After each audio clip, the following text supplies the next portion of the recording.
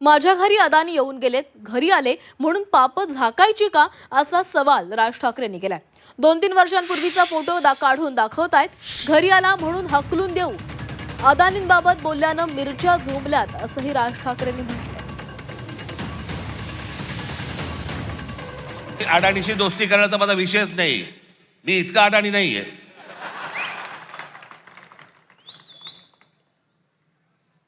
पण ते काल जे मी तुम्हाला दाखवलं त्याचं गांभीर्य नीट समजून घ्या. मी काल जे तुम्हाला सांगितलं की जवळपास 60% म्हणजे हा माणूस कधी सिमेंटमध्ये कधी नव्हता, तो आज माणूस 2 नंबरला सिमेंटमध्ये आलाय.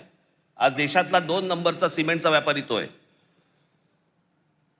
आज ही सगळी विमानतळ आता नाही इथे गुजराती समाजातले लोक आले असतील. खरं तर आमचं तुमचं काही भांडण नाहीये, फक्त आमच्याशी भांडायला येऊ नका.